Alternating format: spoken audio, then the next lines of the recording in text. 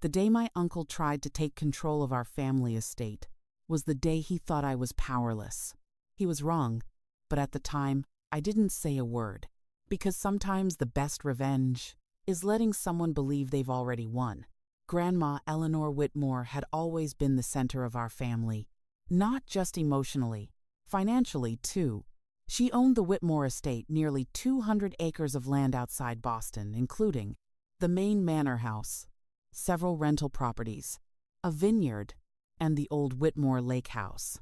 The estate had been in our family for 3 generations, and according to everyone in the family, my Uncle Daniel was the one who would eventually inherit everything. He certainly acted like it. Uncle Daniel had always loved power. He spoke louder than everyone else. He interrupted people constantly, and he had a habit of reminding everyone how much he had sacrificed for the family. The truth was simpler. He had simply never left the estate, while my mother moved away and built her own life. While my cousins pursued careers across the country, Uncle Daniel stayed close to Grandma, close enough to slowly position himself as the man in charge. By the time I turned 27, he was already acting like the estate belonged to him, even though Grandma was still alive and very much in control, at least on paper. The first time I realized something was wrong was during one of our Sunday family dinners. Those dinners had always been Grandma's tradition. Every Sunday evening, the entire family gathered in the dining hall of the manor house. Long oak table, crystal glasses, candles burning low. It felt like something out of another century. But that night felt different. Tense, uncomfortable. Uncle Daniel sat at the head of the table, Grandma's seat. At first I thought it was just temporary. Maybe she was tired. Maybe she wasn't feeling well. But then Daniel cleared his throat and said something that made the entire table go silent. "Well," he said, leaning back comfortably, "I think it's time we start discussing the future of this estate." My cousin Rachel frowned. "What do you mean?" Daniel smiled, the kind of smile that never reached his eyes. "Grandma has asked me to begin organizing things." My mother slowly put down her fork. "Organizing what?" Daniel's answer came quickly. "Management decisions." I remember the exact moment my stomach tightened, because I knew something was off. Grandma Whitmore was many things. Strong, stubborn, sharp as a blade. But one thing she had never done was give up control. "Where is Grandma tonight?" I asked. Daniel waved his hand dismissively. "She's resting." My mother stood up. "I'm going to check on her." Daniel's voice hardened. "That won't be necessary." Everyone turned toward him. The room had suddenly become very quiet. "Doctor says she needs complete rest," he continued. "No visitors tonight." That's when I noticed something.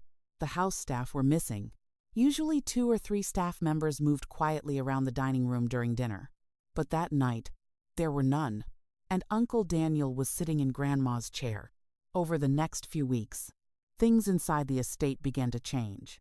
Quietly, but noticeably, Daniel began making decisions. He handled the finances. He spoke with the estate lawyers. He started referring to the property as our responsibility now, as if the transition had already happened. Meanwhile, Grandma became harder to see. Every time someone tried to visit her room, Daniel had a reason why it wasn't possible. "She's sleeping. She's tired. The doctor says she shouldn't be stressed." But one afternoon, everything changed. Because Grandma called me directly. I was sitting in my apartment in Boston when my phone rang. Her name appeared on the screen. "Grandma?" Her voice sounded softer than usual, but it was unmistakably hers. "Claire," she said, "can you come see me tomorrow?" The way she said it made my heart tighten. "Of course," I said. "Is everything okay?" There was a pause, a long one. Then she said something that would change everything. "Your uncle thinks he's already in charge." Another pause. But he forgot something very important. "What?" I asked quietly. Grandma's voice dropped to a whisper. "The final decision," she said slowly, "was never his to make." The next day I drove to the Whitmore estate. The moment I arrived, I could feel the tension in the house. Staff members avoided eye contact. Doors closed quickly, and Uncle Daniel appeared in the foyer before I even had time to remove my coat. "Well," he said with a tight smile, "look who decided to visit. I'm here to see Grandma." He crossed his arms. "She's resting."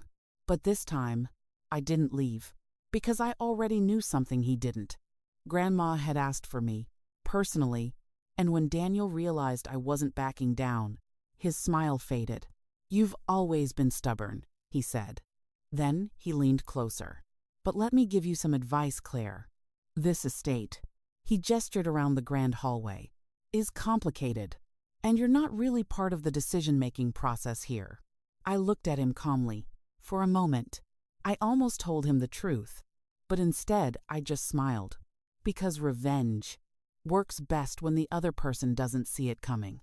So I simply said, "Maybe you're right," and walked past him, straight toward Grandma's room. Behind me, I could hear Daniel's footsteps following, and his voice growing colder. "You're wasting your time," he said quietly. "Everything is already arranged." But he didn't know what Grandma had already done. He didn't know about the meeting she had secretly arranged with the family attorney. And he definitely didn't know about the document she was about to show me. A document that contained one single sentence that would completely destroy his plans. Because, hidden inside Grandma Whitmore's will, was one line that changed everything. The Whitmore estate would not be controlled by the eldest child, not by Uncle Daniel, not by anyone else in the family. The final decision belonged to one person only, and that person was me. But Uncle Daniel wouldn't discover that truth until it was far too late. Grandma's bedroom still smelled the same. Lavender, old books, and the faint scent of wood polish that had soaked into the walls of the Whitmore estate over the last 100 years. For a moment, standing in the doorway, I felt like I had stepped back into my childhood. Except everything felt different, heavier, more fragile. Grandma Eleanor Whitmore sat upright in her bed, a knitted blanket over her legs. She looked smaller than I remembered, but her eyes were exactly the same, sharp, observant, and very much aware of everything happening in this house. The moment she saw me, she smiled. "Claire," she said softly, "come here." I closed the door behind me. The hallway outside had gone silent. Uncle Daniel was still somewhere nearby. I could feel it. He was the type of person who liked to listen from behind doors. But Grandma didn't seem worried. In fact, she looked almost amused. "You came quickly," she said. "I was worried Daniel might try to stop you." I pulled a chair closer to the bed. "He tried." That made her chuckle quietly. "Oh, I'm sure he did." For a moment, neither of us spoke. Then she reached for my hand. Her grip was weaker than before, but still steady. "Claire," she said, "I need you to listen carefully." The seriousness in her voice made my chest tighten. "What's going on?" I asked. Grandma glanced toward the door. Then she leaned closer. "Your uncle thinks I'm losing my mind." I blinked. "What?" She gave me a small smile. "That's the story he's been telling people." Suddenly, a lot of things started making sense. The locked doors, the canceled visits, the sudden control over finances. He's trying to convince everyone that I'm not capable of managing the estate anymore, she continued, so he can take over. My stomach twisted. "That's insane." "Yes," she said calmly. "It is." She reached to the bedside table. Under a stack of books was a thin leather folder. Worn. Important. She slid it across the blanket toward me. "Open it." My fingers hesitated for a moment. Then I lifted the cover. Inside was a document. Official. Typed. Stamped. Legal. At the top of the page were the words, "Whitmore Estate Succession Directive." And beneath that, the name of the law firm that had represented our family for decades. My heart started beating faster. "Is this your will?" I asked. "Not exactly," Grandma said. "It's more specific." I kept reading.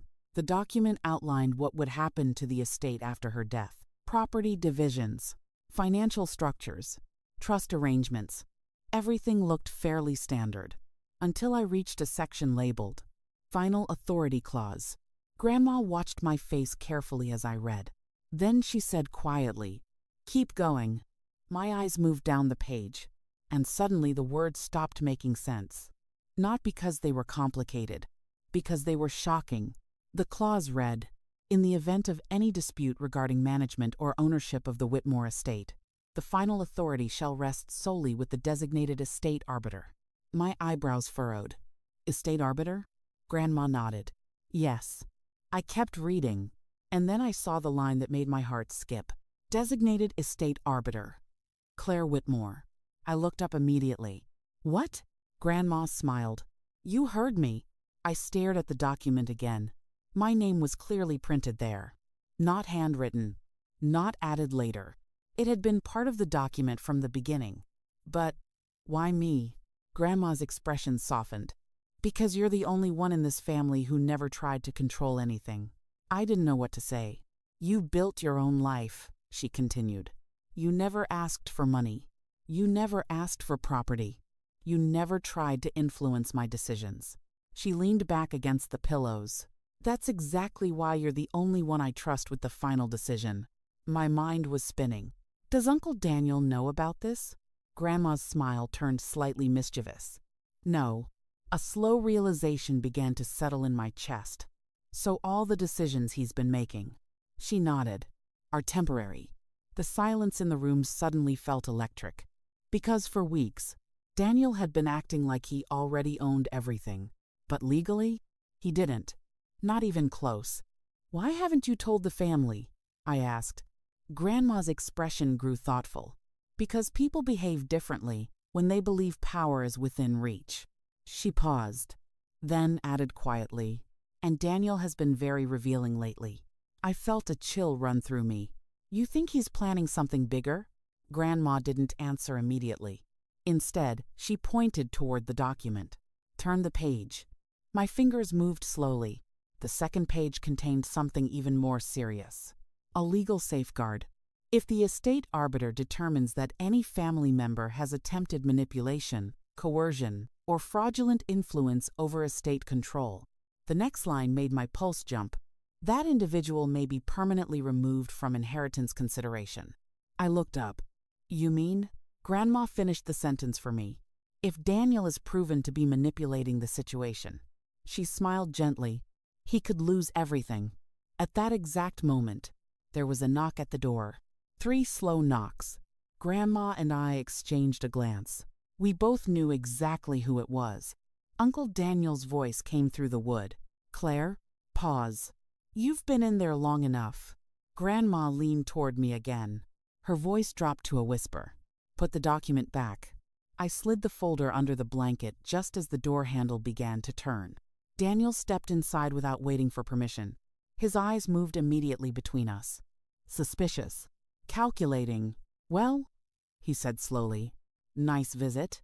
Grandma gave him the same polite smile she had used for years. "Always nice to see family." Daniel turned toward me. "What were you two talking about?" I shrugged casually. "Old memories." For a moment, I thought he might not believe me. His eyes narrowed slightly, but then he relaxed, because he still thought he was in control. "Good," he said, "because tomorrow we're having a family meeting." I raised an eyebrow. "About what?" Daniel smiled. The kind of smile people use when they believe they've already won. "About the future of the Whitmore estate." Grandma didn't react. Neither did I. But inside my head, one thought was getting louder. Uncle Daniel was about to make the biggest mistake of his life.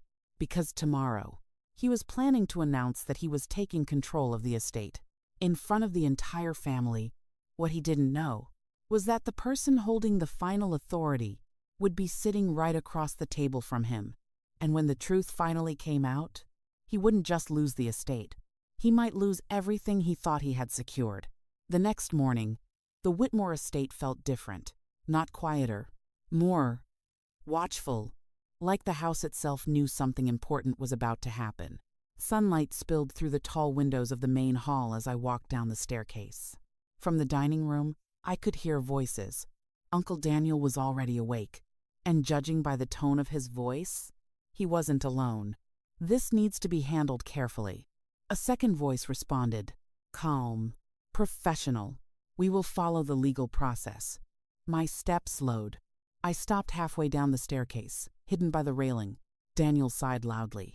I just want this done before things become complicated. There was a pause.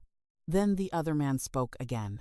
If your mother is declared mentally unfit to manage the estate, my chest tightened. You would become the legal executor. For a moment, I forgot how to breathe. Mentally unfit. That was Daniel's plan. He wasn't just trying to influence the family. He was trying to legally remove Grandma from control. The second man continued. However, the court will require documentation. Daniel's voice lowered. I already have medical statements. My fingers tightened around the wooden railing. Medical statements?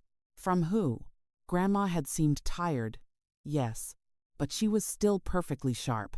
And the rest of the family? The lawyer asked. Daniel chuckled. Oh, they'll support me. He paused. Most of them already assume I'm in charge anyway. I stayed completely still, listening. But there is one potential complication, the lawyer said. Daniel sounded annoyed. Claire? The lawyer didn't answer immediately. That depends. Daniel scoffed. She's not involved in the estate. Not legally. I almost laughed.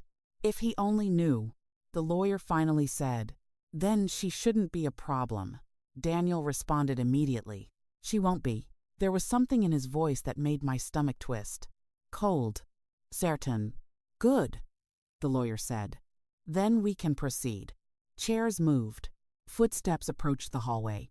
I quickly continued down the staircase, pretending I had just arrived. Daniel stepped out of the dining room a moment later. Behind him stood a man in a dark suit, probably the lawyer. Daniel stopped when he saw me. Oh, he forced a smile. You're up early. I returned the smile. I always wake up early here. The lawyer glanced between us. Daniel, he said quietly, I should be going. They shook hands. The man walked past me toward the front door. As he passed, he gave me a polite nod, but his eyes lingered for half a second, like he was trying to remember my face. The door closed. Daniel turned back toward me. For a moment, neither of us spoke. Then he said casually, You know, Claire, I've been thinking about something. That sentence alone made every alarm bell in my head go off. Oh, I said. What about? Daniel leaned against the staircase railing. The future of this estate. Of course. Everything came back to that. You've always lived in Boston, he continued. You have your own career. That's good. I waited. Because people like Daniel always needed a few sentences to build toward their real point. You probably don't want to be involved in all the legal complications here. There it was. I tilted my head slightly. What complications? He sighed. The estate is a massive responsibility. Taxes, property management, legal disputes. His tone became almost sympathetic. It's not something everyone is equipped to handle. I almost smiled, because now I understood exactly what he was doing. He was trying to convince me to step away voluntarily. And what makes you think I'd be involved at all? I asked. Daniel shrugged. Your family. Then he added carefully, but that doesn't mean everyone needs to participate in every decision. I looked directly into his eyes. And who would make those decisions instead? His smile returned. Slow, confident. I would. Of course. For a moment, we stood there in silence. Then Daniel straightened. In fact, he said, that's what today's meeting is about. Right. The family meeting. Everyone's arriving around noon, he continued. We'll discuss the future of the estate. He paused, then added something interesting. And we'll also discuss your grandmother's condition. My pulse jumped. What do you mean? Daniel Seahill again. Like he was carrying the burden of responsibility for the entire family. Grandma is getting older. That's just reality. His eyes softened. Fake concern.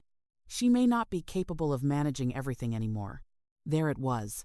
The narrative he had been building. And who decided that? I asked quietly. Daniel's smile disappeared. The doctors. He turned away. Conversation over. Or so he thought. Funny, I said. I spoke with Grandma yesterday. Daniel stopped walking, slowly. Then he turned back toward me. And? I shrugged. She seemed perfectly clear to me. For the first time, Daniel's confidence flickered. Just slightly. But he recovered quickly. Moments of clarity don't change the overall situation. Then, he stepped closer. Close enough that only I could hear what he said next. "You know something, Claire." His voice dropped. "You've always been smart." Another pause. "You should know when something isn't your fight." That was a threat. Polite, but unmistakable. I looked at him calmly. "You might be right." And then I walked past him, straight toward the dining room. Behind me, I could feel his eyes watching, trying to read me, trying to figure out whether I knew something. But I didn't give him anything, because the best revenge stories require patience. Around noon, the Whitmore family began to arrive. Cars filled the driveway. Voices echoed through the hallways. My cousins, my aunt, even relatives who rarely visited. Daniel greeted everyone like a politician, shaking hands, offering drinks, standing tall like he already owned the place. At exactly 12:30, everyone gathered in the main dining hall. The same long oak table, the same crystal glasses, the same seat at the head of the table. Grandma's seat. Daniel took it without hesitation. I noticed something else. Grandma wasn't there. My mother looked around the room. "Where is Mom?" Daniel clasped his hands together. "She's resting." Then he stood up. The room slowly went quiet. "Thank you all for coming," he began. "As you know, our family has been fortunate to preserve the Whitmore estate for generations." He paused. "Building drama. But times change. And sometimes leadership must change with them." My cousin Rachel frowned. "What are you saying?" Daniel looked around the room. Then he said the words he had clearly been preparing for weeks. "I will be taking over management of the Whitmore estate." Murmurs spread across the table. "And because my mother is no longer capable of managing the property." He lifted a folder. "I have already begun the legal process to establish guardianship." The room exploded with shocked whispers.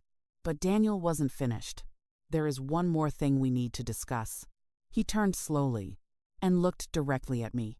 "Some individuals in this family may try to interfere with that process." The entire room followed his gaze. Toward me. Daniel smiled. But this time, there was nothing friendly about it. "And, unfortunately," he said slowly, "those individuals may need to be removed from estate involvement entirely." For a moment, the entire room was silent, because Uncle Daniel believed he had just eliminated the only person who might challenge him. What he didn't know was that the one person legally capable of removing someone from the inheritance was sitting quietly at the other end of the table, and his name was at the top of Grandma's will. Mine. This story contains fictionalized elements for entertainment and educational purposes. For a few seconds after Daniel finished speaking, no one in the dining hall said anything. 20 people sat around the long oak table. Some looked confused, some looked uncomfortable, and a few, especially my cousins, who rarely visited the estate, looked like they were trying to understand what was happening. Daniel remained standing at the head of the table, Grandma's seat, exactly where he had wanted to be, exactly where he believed he belonged. "I understand this may come as a surprise," he continued calmly, "but these decisions aren't emotional. They're practical." My Aunt Linda spoke first. "What do you mean Mom is no longer capable?" Daniel opened the folder in front of him. "I've spoken with medical professionals." He lifted a few documents. "They've expressed concerns about her cognitive condition." The room immediately grew tense. My mother's voice cut through the silence. "Daniel, that one word carried 30 years of sibling history. What exactly are you saying?" Daniel Seahilled. "Like this was difficult for him. I'm saying that Mom may no longer be able to manage the estate, and someone has to step in." Rachel leaned forward. "So you decided that someone was you?" Daniel smiled slightly. "I'm the one who's been managing things already. That's just reality. I watched everyone around the table. Most of them didn't actually know the legal structure of the estate. They had always assumed the same thing Daniel did. The oldest son would take over. That's how it had always worked in old families like ours. Daniel cleared his throat. And since the estate requires stability, he continued, I've already begun the legal process to become the official executor. My mother frowned. You started legal proceedings without telling the family? Daniel didn't hesitate. I did what was necessary. That was when I finally spoke, calmly, quietly, but loud enough for everyone to hear. Interesting. Daniel looked at me immediately. And what exactly is interesting about that, Claire? I leaned back in my chair. Just the confidence. He frowned. What do you mean? I tilted my head slightly. You're acting like the decision is already yours. Daniel's expression hardened. I'm acting like someone needs to take responsibility. The room was getting tense, but Daniel still believed he was in control. That was the most fascinating part. He didn't know the real structure of Grandma's will. And more importantly, he didn't know who did. Daniel closed the folder. Regardless, he said, the process has already begun. The court will review the medical evidence. And once guardianship is granted, he spread his hands slightly. The estate will have proper leadership. My cousin Rachel looked uncomfortable. And what happens to everyone else's input? Daniel gave a thin smile. The family will still be involved. Then he glanced at me again. Some more than others. Before I could answer, there was a knock at the dining room door. Everyone turned. The door opened slowly, and the estate's house manager stepped inside. Mr. Daniel, he said politely, there is someone here to see you. Daniel frowned. I'm in the middle of a family meeting. The manager hesitated. He says it's important. Daniel looked irritated. What's his name? The manager glanced at a card in his hand. Mr. Thomas Carter. The name hit me immediately. Thomas Carter, Grandma's lawyer. Daniel clearly didn't recognize it. Tell him to come back later. But before the manager could leave, a voice came from the hallway. That won't be necessary. The man stepped into the room. Mid-50s. Gray suit. Calm postura. Sharp eyes. Thomas Carter had been the Whitmore family attorney for nearly 20 years. He had handled every major legal decision related to the estate, and he knew every clause in Grandma's documents by heart. Daniel looked annoyed. Yes? Carter walked calmly into the dining hall. Good afternoon. Then he looked around the table. Quite the gathering. Daniel crossed his arms. This is a private family meeting. Carter nodded politely. I'm aware. Then he said something that immediately shifted the atmosphere. I'm here on behalf of Mrs. Eleanor Whitmore. Several family members exchanged confused looks. Daniel frowned. My mother is resting. Carter smiled slightly. She asked me to attend. That got everyone's attention. Even Daniel. Attend? He repeated. Attend what? Carter gestured toward the table. This meeting. Daniel laughed quietly. I'm sorry, but this is a family matter. Carter's expression didn't change. Yes. Then he added calmly. That's precisely why she asked me to come. Silence fell across the room. Daniel's patience was clearly fading. Mr. Carter, he said firmly. With respect, the family is already handling the situation. Carter reached into his briefcase and pulled out a document. I'm sure you believe that, he said. But before any further decisions are made, he placed the document on the table. There's something everyone here should see. Daniel didn't move. What is that? Carter slid the document toward the center of the table. The most recent legal directive regarding the Whitmore estate. My mother leaned forward. Rachel, too. Several relatives began whispering. Daniel's eyes narrowed. My mother never mentioned any changes. Carter looked at him calmly. She didn't discuss it with everyone. Then his eyes briefly met mine. Just for a second. And in that moment, I realized something. Grandma had already anticipated this meeting. Everything Daniel was doing, she had already planned for. Daniel finally picked up the document. His eyes scanned the page. At first, nothing happened. Then his expression changed. Just slightly. He flipped the page. The room waited. And, for the first time that day, Uncle Daniel looked confused. What is this? Carter answered quietly. It's the final authority clause. Rachel frowned. What does that mean? Carter turned toward the table. "In the event of any dispute regarding management of the Whitmore estate," he said calmly, "the final authority does not belong to any single family member automatically." Daniel's voice sharpened. "Then who does it belong to?" Carter paused. Then he spoke the sentence that would change the entire room. "The designated estate arbiter." My Aunt Linda asked the obvious question. "And who is that?" Carter didn't look at Daniel. He looked directly at me and said, "The person sitting right there." 20 heads turned at the same time. Toward me. Daniel didn't move. For several seconds, he didn't say anything. Then slowly, he turned his head and stared at me. "You?" Carter nodded. "Yes." Daniel looked back down at the document, then up again. "That's ridiculous." But his voice didn't sound confident anymore, because deep down, he was starting to realize something terrifying. The entire plan he had been building might not actually belong to him. And if the estate arbiter truly had final authority, then the one person capable of stopping his takeover had been sitting quietly across the table the entire time. But Daniel still didn't know the worst part. Because the estate arbiter didn't just approve decisions, the arbiter could also remove people from the inheritance entirely.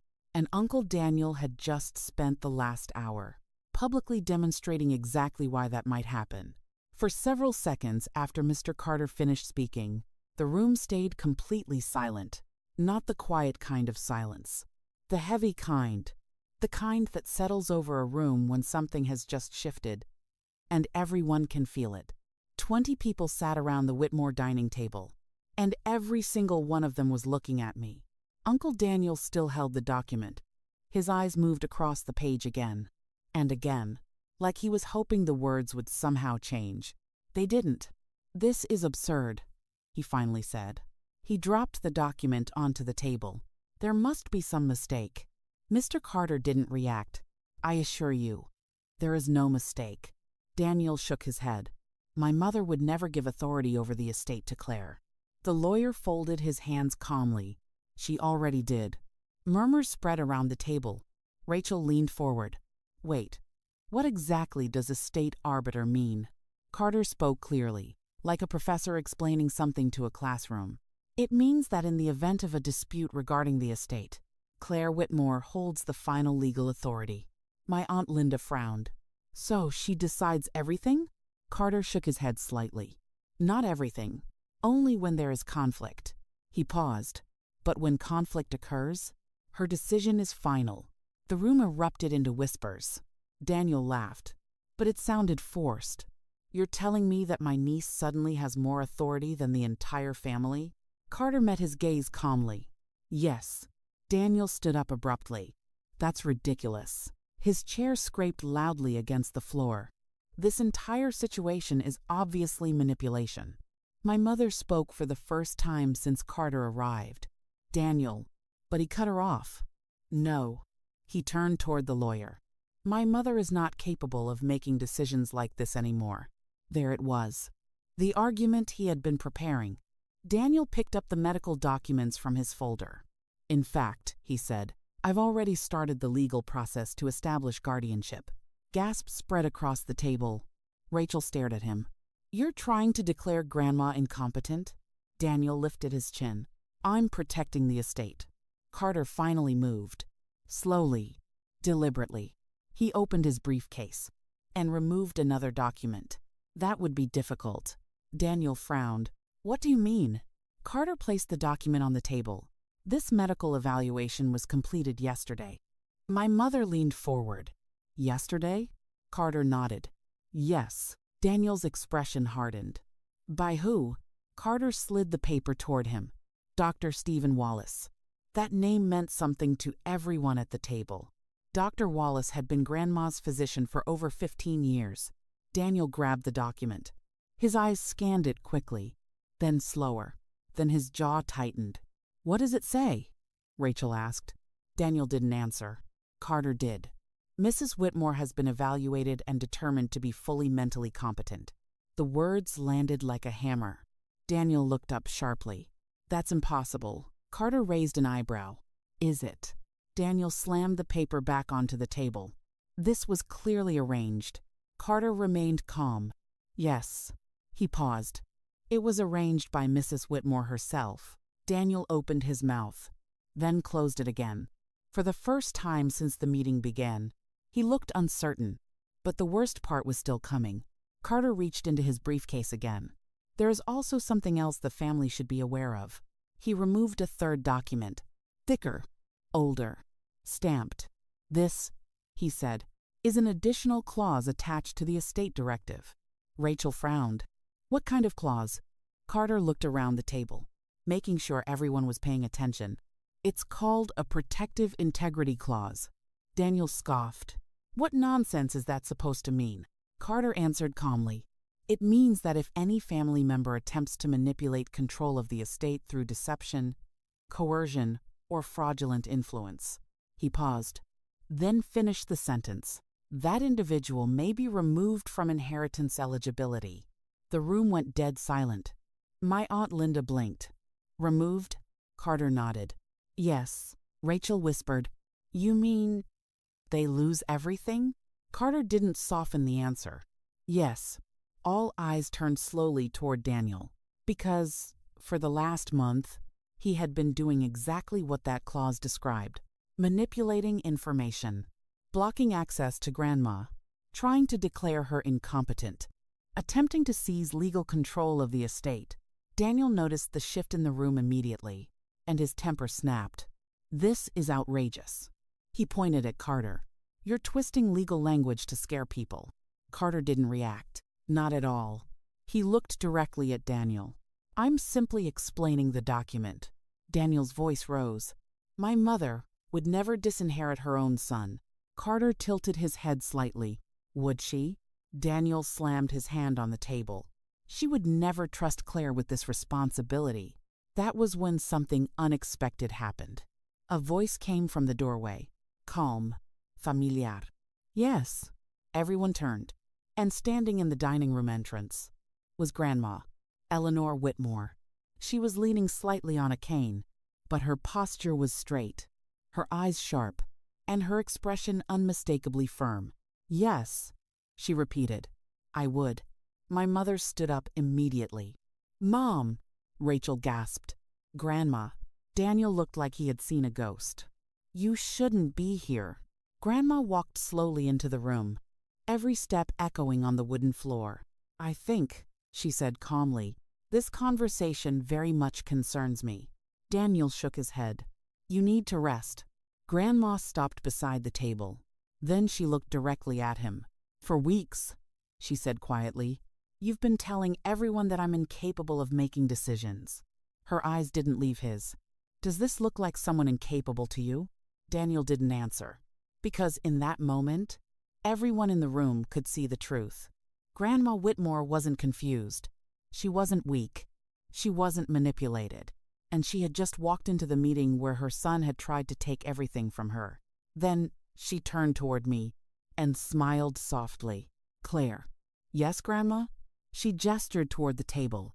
I believe this meeting has reached the point, she said calmly, where the estate arbiter should begin making decisions. Across the table, Uncle Daniel suddenly realized something terrifying. The game he thought he was controlling had just moved into the only phase where he had no power at all. And the person holding that power was the one he had tried to silence. This story contains fictionalized elements for entertainment and educational purposes. For a moment after Grandma spoke, no one moved. The Whitmore dining hall, usually filled with polite conversation, and the clinking of glasses had turned into something else entirely.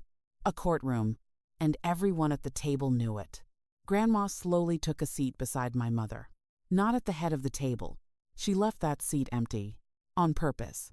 Uncle Daniel was still standing, frozen, like his entire plan had just collided with a wall he hadn't seen coming. Mom, he said finally, you shouldn't be walking around. Grandma looked at him calmly. I walked down one hallway. Then she added, if that concerns you, Daniel, perhaps you should reconsider declaring me mentally incompetent. Several people around the table tried not to smile. Daniel didn't. This is serious, he said sharply. I'm trying to protect this estate. Grandma leaned back slightly. No, She paused. You're trying to control it. The words hung in the air. Heavy, undeniable. Daniel looked around the table, like he was searching for support. My entire life has been devoted to this family, he said. I stayed here when everyone else left. Rachel crossed her arms. You stayed because you liked the power. That's not true, Daniel snapped. My Aunt Linda tried to calm the room. Everyone, please. But the tension had already exploded. Years of quiet resentment were suddenly finding their way into the open. You've been making decisions without telling anyone, Rachel continued. You've been blocking visits to Grandma. Daniel pointed at her. I was following doctor's orders. Grandma spoke quietly. No doctor ever told you to isolate me from my family. The room went silent again, because everyone understood what that meant. Daniel's voice hardened. You don't understand the situation. I understand it perfectly, Grandma replied. Then she turned toward me. Claire. The entire room shifted again. All eyes moved toward the same person. Grandma gestured slightly toward the table. As the estate arbiter, she said calmly, I believe it's time for you to address what's been happening. My heart was beating faster, but my voice stayed steady. I think we should start with something simple. Daniel scoffed. Oh, this should be good. I ignored him. For the last month, I said, Uncle Daniel has been telling everyone that Grandma is mentally incapable of managing the estate. I glanced toward Mr. Carter. The medical evaluation we just saw proves that's not true. Daniel immediately interrupted. That evaluation was arranged by her lawyer. Mr. Carter responded calmly. By her physician. Daniel's jaw tightened. I continued. Daniel also prevented family members from seeing Grandma. My mother nodded slowly. He told me she was asleep almost every day. Rachel added, he told me she was too confused to talk. Grandma's voice cut through the room again. I was neither. Daniel slammed his hand on the table. This is ridiculous. No, I said quietly. This is documentation. Then I looked toward the door. Mr. Harris? The house manager stepped inside. He had been waiting in the hallway. Daniel looked confused. What is he doing here? Mr. Harris stood straight, professional, respectful, but clearly nervous. I spoke gently. Mr. Harris has worked at the Whitmore estate for 18 years. Several family members nodded. Everyone trusted him. During the last few weeks, I continued, he's been instructed to limit access to Grandma's room. Daniel immediately cut in. That was necessary for her health. Mr. Harris cleared his throat. Sir, Daniel turned toward him sharply. You don't need to say anything. But Harris looked at Grandma. Not Daniel. Mrs. Whitmore never requested those restrictions. The room went quiet again. In fact, Harris continued carefully. She asked several times why family members were no longer visiting. Daniel's face turned red. You're misunderstanding the situation. Harris shook his head slightly. No, sir. Then he added the sentence that changed the atmosphere completely. Those instructions came directly from you. Gasps spread around the table. Daniel pointed at him furiously. You're an employee. Yes, Harris said calmly. I am. Then he added quietly, but I work for the Whitmore estate. His eyes shifted toward Grandma. And she owns the estate. Daniel looked like he might explode. This is a coordinated attack, he said. Rachel shook her head. No. Then she gestured around the table. This is the truth catching up with you. Daniel turned toward me again, his eyes burning. You planned this. I met his gaze calmly. No. Then I said something that made the entire room go still. You did. Daniel blinked. What? I leaned forward slightly. You planned this meeting. You planned to declare Grandma incompetent. You planned to take control of the estate. Then I added quietly, you just didn't realize someone else had the final authority. For a moment, Daniel looked like he was running calculations in his head, trying to figure out a way out of the situation. Then, suddenly, he smiled. A slow, dangerous smile. You know what? The room went silent again. You're right. Everyone looked confused. Daniel leaned back in his chair, relaxed again. Claire may be the estate arbiter, He shrugged. But that doesn't change the most important fact. Rachel frowned. What fact? Daniel looked around the table. Claire doesn't live here.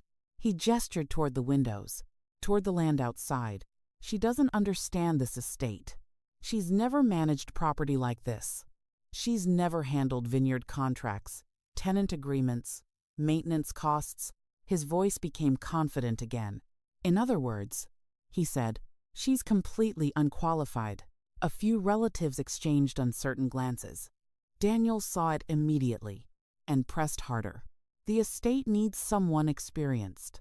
Then he pointed to himself, someone who has been managing it for years. He looked directly at me. So go ahead. His smile returned. Make your decision. The entire room held its breath, because for the first time, everyone realized something. The estate arbiter didn't just listen. The arbiter decided, and whatever I said next could determine the future of the Whitmore estate. But Daniel still believed he had one advantage. He thought I didn't understand the estate. What he didn't know was that Grandma had been preparing me for this moment for almost 10 years, and the next thing I said was about to destroy the last piece of confidence he had left. The entire dining hall was silent. Not a whisper, not a chair moving, not even the soft sound of someone breathing too loudly. 20 people were waiting, and every pair of eyes in the room was focused on me. Uncle Daniel leaned back in his chair with a confident smile. He thought he had regained control. At least a little. Go ahead, he said. Make your decision. The way he said it made it sound like a challenge, like he believed I wouldn't dare. For a moment, I didn't speak. I simply looked around the table, at my cousins, my aunts, my mother, Mr. Carter, and finally, Grandma. She gave me a small nod. Not pressure, not expectation, just trust. I stood up slowly. The chair moved quietly behind me. If we're talking about qualifications, I said calmly, then we should probably talk about the estate itself. Daniel smirked. Please do. I looked toward the windows overlooking the land. The Whitmore estate stretched across rolling green fields, vineyards, rental cottages, forests, lake property. 2 centuries of family history. This estate isn't just a house, I continued. It's a business. Several relatives nodded. That part was obvious. It includes 42 acres of vineyard operations, 8 rental properties, 3 long-term agricultural leases, and over $2 million in annual operating costs. Daniel's smirk slowly faded. I continued. Last year alone, the vineyard produced over 90,000 bottles of wine, most of which were distributed through contracts with 4 regional distributors. Rachel blinked. How do you know all that? I didn't look at her, because I was watching Daniel. And the biggest expense category isn't property taxes, I added. It's irrigation maintenance for the southern vineyard fields. Now Daniel's expression had changed completely, because those were details only someone deeply involved with the estate would know. Where exactly did you learn all that? He demanded. I finally looked directly at him. From Grandma. The room fell quiet again. For the past 10 years, I said. She's been teaching me how the estate works. Daniel stared at Grandma. You never told me that. Grandma answered calmly. You never asked. A few people around the table chuckled softly. Daniel didn't. You're lying, he said. This is all staged. I shook my head. No. Then I said something that made his face go pale. I also know about the refinancing attempt you made last spring. Daniel froze. Rachel frowned. What refinancing? I continued. The vineyard loan you tried to restructure without telling the family. My mother looked shocked. You did what? Daniel stood up again. That was a routine financial discussion. No, I said calmly. It wasn't. Then I looked toward Mr. Carter. Isn't that right? Carter nodded slightly. Yes. Daniel turned toward him angrily. You're supposed to represent the family. I do, Carter replied calmly. Then he added, which is why I declined to approve that refinancing. The tension in the room was reaching a breaking point. Daniel pointed at me. You're twisting information. No, I said quietly. I'm explaining why the estate arbiter exists. I paused, letting the silence stretch. The clause wasn't designed to give someone power. Then I finished the sentence. It was designed to protect the estate from manipulation. Everyone understood what I was implying, even if no one said it out loud. Daniel laughed again, but this time it sounded desperate. So what now? He spread his arms. You're going to throw me out of my own family. I didn't answer immediately, because this part mattered. The entire room was watching. Finally, I spoke. As estate arbiter, I said slowly, I have the responsibility to evaluate whether any family member has attempted to manipulate control of the estate. Daniel's jaw tightened. And based on the evidence presented today, I continued, there are serious concerns about your actions. He slammed his hand on the table. You don't have the authority to accuse me of anything. Carter calmly slid the document toward me. Yes, he said. She does. Daniel looked around the table, desperately searching for someone to support him. But the room had changed. Rachel looked angry. My mother looked disappointed. My Aunt Linda looked shocked. No one looked supportive. Daniel finally turned back to me, his voice lower now, more dangerous. You wouldn't dare. I met his gaze.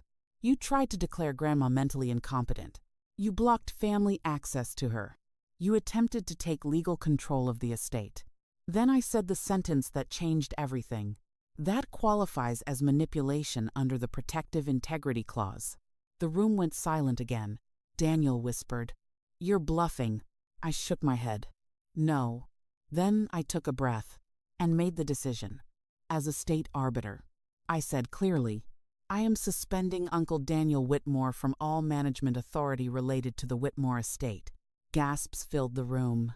Daniel stood frozen, but I wasn't finished.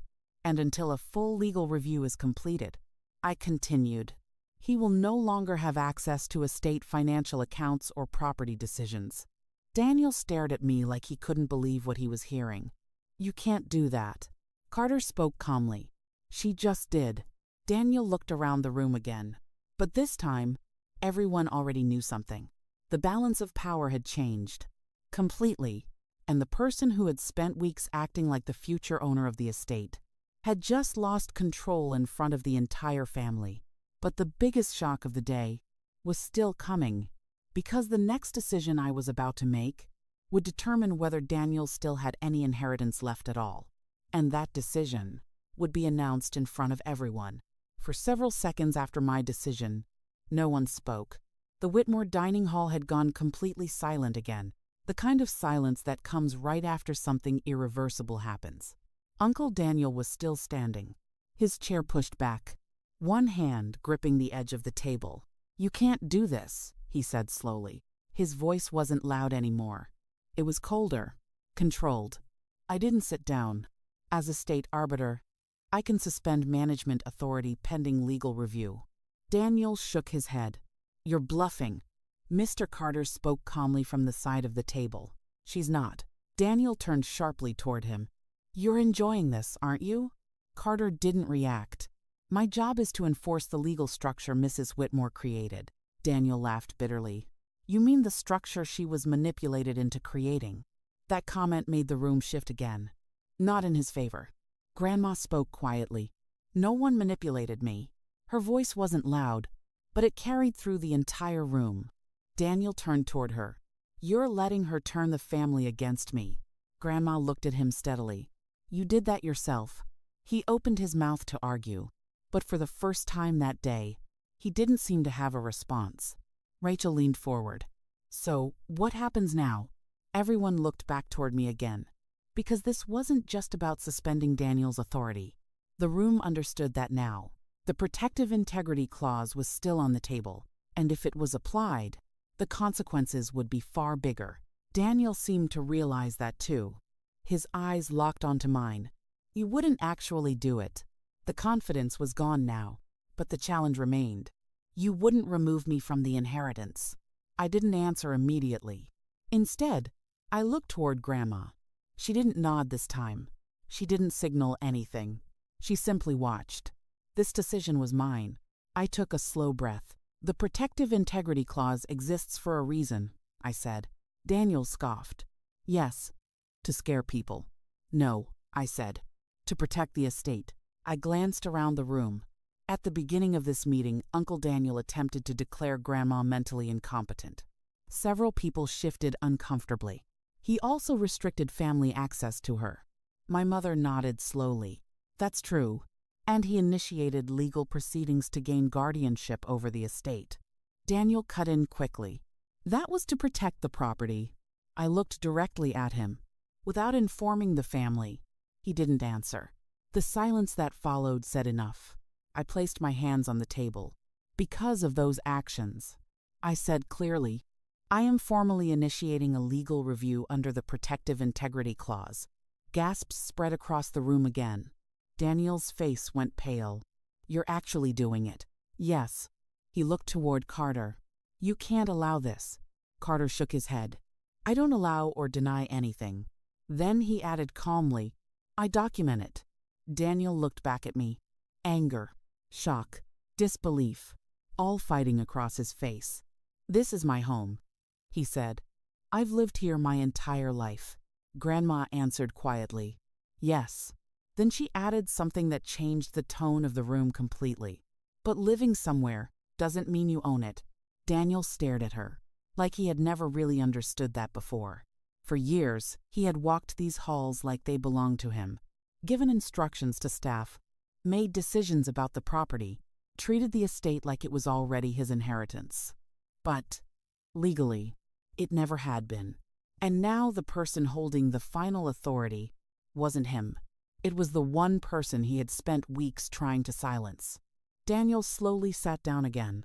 For the first time that day, he looked tired. So what happens to me? He asked quietly. The anger had drained out of his voice. What was left sounded almost like disbelief. I didn't answer right away, because there was one more thing that needed to be said.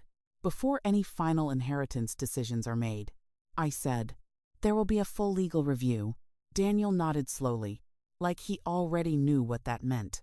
But until that review is complete, I continued, you are no longer authorized to make decisions regarding the estate.